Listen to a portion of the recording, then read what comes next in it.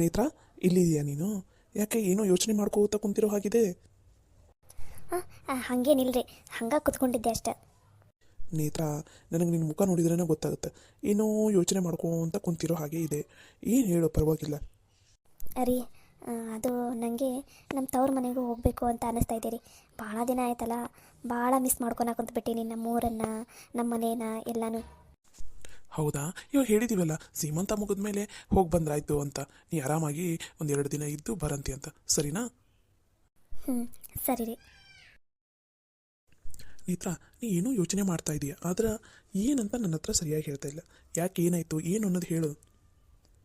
ಅದು ರೀ, ನೀವು ನನ್ನ ಸೀಮಂತನ ಗ್ರ್ಯಾಂಡಾಗಿ ಮಾಡಬೇಕು ಅಂತ ಡಿಸೈಡ್ ಮಾಡಿದ್ದೀರಲ್ಲ ಮನೆಯಲ್ಲೆಲ್ಲರೂ. ಹ್ಞೂ ನೇತ್ರ, ಫುಲ್ ಗ್ರ್ಯಾಂಡಾಗಿ ದೊಡ್ಡದು ಕಲ್ಯಾಣ ಮಂಟಪನ ಹಿಡಿಬೇಕಂತ ಮಾಡಿದ್ದೀವಿ. ಫುಲ್ ಮದುವೆ ಅಷ್ಟು ಗ್ರ್ಯಾಂಡಾಗಿ ಮಾಡಬೇಕು ಅಂತ ಅಂದ್ಕೊಂಡಿದ್ದೀವಿ. ಅದಕ್ಕೆ ಅದರ ಸಲುವಾಗಿನೇ ಎಲ್ಲ ಓಡಾಡ್ತಾ ಇದ್ದೀವಿ ನೋಡಿ ಮನೆಯಲ್ಲಿ. ರೀ, ಇದರಲ್ಲಿ ಸೀಮಂತದ ವಿಷಯದಲ್ಲಿ ನನ್ನೊಂದು ಮಾತನಾಡಿಸ್ಕೊಡ್ತೀರಾ? ಏನು ಹೇಳಿ ನೇತ್ರ, ನಿನಗೆ ಯಾವ ಥರ ಅರೇಂಜ್ಮೆಂಟ್ ಬೇಕು, ಯಾವ ಥರ ಅರೇಂಜ್ಮೆಂಟ್ ನಿನಗಿಷ್ಟ, ನಿನಗೆ ಯಾವ ಥರ ಸೀಮಂತ ಮಾಡ್ಕೋಬೇಕಿಷ್ಟ ಅದನ್ನ ಹೇಳು, ಆ ಥರನೇ ಮಾಡ್ತೀವಿ ಬೇಕಾದರೆ, ಸರಿನಾ? ನಾನು ಹೇಗೆ ಹೇಳ್ತೀನಿ ಹಾಗೆ ಮಾಡ್ತೀರಾ? ಹ್ಞೂ ನೇತ್ರ, ಇದು ನಿನ್ನ ಫಂಕ್ಷನ್, ನಿನಗೆ ಹೆಂಗೆ ಇಷ್ಟನೋ ಹಂಗೆ ಮಾಡ್ತೀವಿ ನಾವು. ರೀ, ಅದು ಅದು ಹೇಳು ನೇತ್ರ, ಪರವಾಗಿಲ್ಲ, ನಿನಗೇನು ಅನಿಸುತ್ತೆ ಅದನ್ನು ಹೇಳು. ರೀ, ಅದು ನನಗೆ ಸೀಮಂತನ ಗ್ರ್ಯಾಂಡಾಗಿ ಮಾಡ್ಕೊಳ್ಳೋಕ್ಕೆ ಇಷ್ಟ ಇಲ್ಲ ರೀ. ಯಾಕೆ ನೇತ್ರ, ಏನಾಯಿತು? ಎಲ್ಲರಿಗೂ ಸೀಮಂತನ ಗ್ರ್ಯಾಂಡಾಗಿ ಮಾಡ್ಕೋಬೇಕು, ಹಂಗೆ ಮಾಡ್ಕೋಬೇಕು, ಹಿಂಗೆ ಮಾಡ್ಕೋಬೇಕು ಅಂತ ಎಷ್ಟೆಲ್ಲ ಆಸೆ ಇರುತ್ತೆ ಹೆಣ್ಮಕ್ಳಿಗೆ. ನೀ ನೋಡಿದರೆ ನನಗೆ ಸೀಮಂತ ಗ್ರ್ಯಾಂಡಾಗಿ ಮಾಡ್ಕೊಳ್ಳೋಕೆ ಇಷ್ಟನೇ ಇಲ್ಲ ಅಂತೀಯಲ್ಲ, ಯಾಕೆ, ಏನಾಯಿತು? ನೀನೇನು ತಲೆ ಕೆಡಿಸ್ಕೋಬೇಡ, ಖರ್ಚೆಲ್ಲ, ಸೀಮಂತದ ಖರ್ಚೆಲ್ಲನೂ ನಾವೇ ನೋಡ್ಕೋತೀವಿ. ನಿಮ್ಮ ತವ್ರ ಮನೆಯವ್ರ ಮೇಲೆ ಯಾವುದೇ ರೀತಿಯಾದಂಥ ಭಾರ ಹಾಕೋದಿಲ್ಲ. ಅವ್ರಿಗೆ ಏನು ಅಡುಗೆ ಅದೇನು ಬುತ್ತಿ ಮಾಡ್ಕೊಂಡು ಬರಬೇಕು ಅಂತ ಇದೆಯಲ್ಲ, ಅದಷ್ಟೇ ಮಾಡ್ಕೊಂಬಂದ್ರೆ ಸಾಕು. ಮಿಕ್ಕಿದ್ದೆಲ್ಲ ಖರ್ಚನ್ನು ನಾವೇ ನೋಡ್ಕೋತೀವಿ, ಸರಿನಾ? ನೀ ಖರ್ಚು ಬಗ್ಗೆ ಎಲ್ಲ ತಲೆ ಕೆಡಿಸ್ಕೊಳ್ಳೋದಕ್ಕೆ ಹೋಗ್ಬೇಡ. ಇಲ್ಲ ರೀ, ಅದ್ರ ಬಗ್ಗೆ ಏನಲ್ಲ, ಆದರೆ ನನಗೆ ಸೀಮಂತನ ಆ ಥರ ದೊಡ್ಡ ಗ್ರ್ಯಾಂಡಾಗಿ ಮಾಡ್ಕೊಳ್ಳೋಕ್ಕೆ ಇಷ್ಟ ಇಲ್ಲ ನನಗೆ. ಮತ್ತು ಹೇಗಿಷ್ಟ ನಿನಗೆ? ರೀ, ನನ್ನ ಸೀಮಂತನ ನೀವು ಗ್ರ್ಯಾಂಡಾಗಿ ಮಾಡಬೇಕು ಅಂತ ಇದ್ದೀರಲ್ಲ, ಗ್ರ್ಯಾಂಡಾಗಿ ಮಾಡೋದು ಬೇಡ ರೀ. ಅದು ಗ್ರ್ಯಾಂಡಾಗಿ ಮಾಡೋದಕ್ಕೆ ಏನು ಖರ್ಚು ಮಾಡ್ತಿರಲ್ಲ ದುಡ್ಡನ್ನು, ಅದನ್ನೇ ನಮ್ಗೆ ಪರಿಚಯ ಇರೋವಂಥದ್ದು ಅನಾಥಾಶ್ರಮದಲ್ಲೋ ಆಮೇಲೆ ವೃದ್ಧಾಶ್ರಮದಲ್ಲೋ ಅಲ್ಲಿ ಹೋಗಿ ಅದೇ ದುಡ್ಡನ್ನು ಕೊಟ್ಟು ನಮಗೆ ಬುತ್ತಿ ಏನು ತಂದಿರ್ತಾರಲ್ಲ ಅದನ್ನೆಲ್ಲ ಅವರಿಗೆ ಹಂಚಿ ಒಂದು ದಿನದ ವೃದ್ಧಾಶ್ರಮ ಅನಾಥಾಶ್ರಮದ್ದು ಊಟಕ್ಕೆ ದುಡ್ಡು ಕೊಟ್ಟು ಅಲ್ಲೇ ಸಿಂಪಲಾಗಿ ಮಾಡ್ಕೊಂಡು ಬರೋಣ ರೀ ಸೀಮಂತನ. ನನಗೆ ಅದೇ ಇಷ್ಟ ರೀ, ಗ್ರ್ಯಾಂಡಾಗೆಲ್ಲ ಬೇಡ ರೀ. ನೇತ್ರ, ಏನು ಹೇಳಾಕುಂತಿದ್ದೀನಿ ನೀನು? ಹ್ಞೂ ರೀ, ಪಾಪ ನಾವು ಒಂದು ದಿನಕ್ಕೆ ಅಷ್ಟೆಲ್ಲ ಖರ್ಚು ಮಾಡಿ ಖುಷಿ ಪಡೋದಕ್ಕಿಂತ ಅದೇ ದುಡ್ಡನ್ನು ಅನಾಥಾಶ್ರಮಕ್ಕೋ ವೃದ್ಧಾಶ್ರಮಕ್ಕೋ ಕೊಟ್ರೆ ಪಾಪ ಅಲ್ಲಿಯವ್ರು ಎಷ್ಟು ಖುಷಿ ಪಡ್ತಾರೆ ಗೊತ್ತಾ? ಅದು ಅಲ್ಲದೆ ಒಂದು ದಿನ ಅವರಿಗೆ ಈ ಥರ ಚಲೋ ಊಟ ಕೊಟ್ರೆ ಅವರು ಎಷ್ಟು ಖುಷಿ ಪಡ್ತಾರೆ, ಅದನ್ನು ಜೀವನ ಪೂರ್ತಿ ನೆನ್ಪಿಟ್ಕೋತಾರೆ ಗೊತ್ತಾ?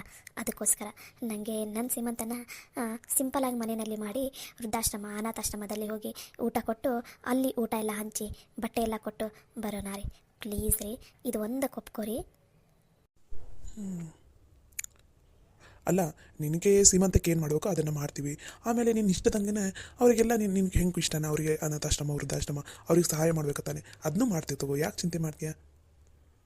ಬೇಡ ರೀ, ಪ್ಲೀಸ್ ಬೇಡ, ನಂಗೆ ಅಷ್ಟು ಗ್ರ್ಯಾಂಡಾಗಿ ಮಾಡ್ಕೊಳ್ಳೋಕ್ಕೆ ಇಷ್ಟ ಇಲ್ಲ. ಮದುವೆನೇ ನಮ್ಮದು ಎಷ್ಟು ಗ್ರ್ಯಾಂಡಾಗಿದೆ ಹೌದಿಲ್ಲ, ಮತ್ತು ಈ ಸೀಮಂತನೂ ಅಷ್ಟು ಗ್ರ್ಯಾಂಡಾಗಿ ಮಾಡಿಸ್ಕೊಳ್ಳೋಕ್ಕೆ ನಂಗೆ ಇಷ್ಟ ಇಲ್ಲ. ಮನೆಯಲ್ಲಿನೇ ಸಿಂಪಲಾಗಿ ಮಾಡ್ಕೊಂಡ್ರೆ ಸಾಕು. ವೃದ್ಧಾಶ್ರಮ ಅನಾಥಾಶ್ರಮ ಅವರಿಗೆ ಸಹಾಯ ಮಾಡೋಣ ರೀ, ಪ್ಲೀಸ್ ರೀ, ನಂದು ಇದೊಂದು ಆಸೆ ನೀಡೇರ್ಸ್ರಿ. ಸರಿ ನೇತ್ರ, ನಿನಗೆ ಹೆಂಗೆ ಇಷ್ಟನೋ ಹಾಗೇ ಮಾಡ್ತೀವಿ, ಸರಿನಾ?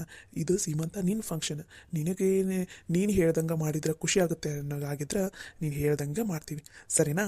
ಇವಾಗಲಾದರೂ ಖುಷಿನಾ ಮೇಡಮ್ನವರಿಗೆ? ಇವಾಗಲಾದರೂ ಯೋಚನೆ ಮಾಡೋದು ಬಿಡ್ತೀರಾ?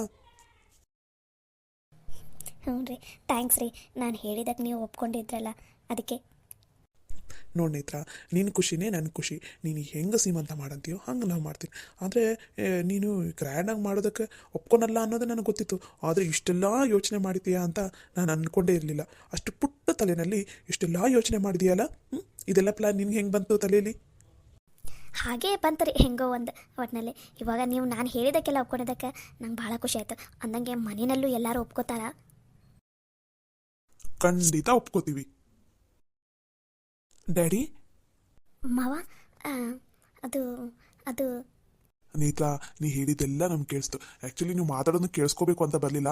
ನೀನು ಭಾಳ ಹೊತ್ತಾಯ್ತಲ್ಲ ಕೆಳಗಡೆ ಬರಲಿಲ್ಲಲ್ಲ, ಅದಕ್ಕೆ ಏನಾಯಿತು ಏನು ಅಂತ ನೋಡ್ಕೊಂಡು ಹೋಗೋಣ ಅಂತ ಬರ್ತಾ ಇದ್ವಿ. ಹಾಗೆ ನೀವು ಮಾತಾಡೋದು ಕೇಳಿಸ್ತು ಅಷ್ಟೇ. ನೋಡಮ್ಮ ನೇತ್ರ, ನಿನಗೆ ಹೆಂಗೆ ಇಷ್ಟನೋ ಅದೇ ಥರ ಸೀಮಂತ ಮಾಡ್ತೀವಿ. ನೀನೇನು ಇವಾಗ ಯೋಚನೆ ಮಾಡಿದೆಯಲ್ಲ ಅದು ಭಾಳ ಅಂದರೆ ಭಾಳ ಕರೆಕ್ಟ್ ಆಗೈತಿ. ನೀ ತೊಗೊಂಡಿರೋ ನಿರ್ಧಾರ ಭಾಳ ಸರಿ ಐತಿ. ಇಂಥ ಒಳ್ಳೆ ನಿರ್ಧಾರಕ್ಕೆ ನಾವು ಮನೆಯಲ್ಲಿ ಎಲ್ಲರೂ ಒಪ್ಕೊಳಲ್ಲ ಅಂತೀವ, ಖಂಡಿತ ಒಪ್ಕೋತೀವಿ. ನಿನಗೆ ಹೆಂಗೆ ಖುಷಿನೋ ಹಾಗೆ ಮಾಡೋಣ ಸೀಮಂತನ, ಸರಿನಾ ಅಮ್ಮ? ಸರಿ ಮಾವ, ಥ್ಯಾಂಕ್ ಯು ಮಾವ. ನೀವೆಲ್ಲರೂ ನನ್ನ ಡಿಸಿಷನ್ಗೆ ಒಪ್ಕೊಂಡ್ರಲ್ಲ ಅದಕ್ಕೆ. ಅಯ್ಯೋ ನೇತ್ರ, ಇದಕ್ಕೆಲ್ಲ ಥ್ಯಾಂಕ್ಸ್ ಅಲ್ಲ ಎದಕ್ಕಮ್ಮ. ಹಾಂ, ನೀನು ಈ ಮನೆ ಸೊಸೆ ಇದ್ದಿದೆ. ನೀನು ಯಾವ ನಿರ್ಧಾರ ತೊಗೊಂಡ್ರು ನಾವಿಬ್ಬರು ಕಣ್ಣು ಮುಚ್ಚಪ್ಕೋತೀವಿ. ಯಾಕಂದರೆ ನೀನು ಸರಿಯಾದ ನಿರ್ಧಾರ ತಗೋತಿ ಅನ್ನೋ ನಂಬಿಕೆ ನಮಗಿದೆ. ನೋಡು, ನಮ್ಮ ತಲೆನಲ್ಲಿನ ಈ ವಿಚಾರ ಬರಲಿಲ್ಲ. ನೀ ನೋಡು ಇಂಥ ಒಳ್ಳೆ ನಿರ್ಧಾರ ತೊಗೊಂಡಿದ್ಯಾ. ನಿಜ, ನೀ ಹೇಳೋದು ನಿಜ.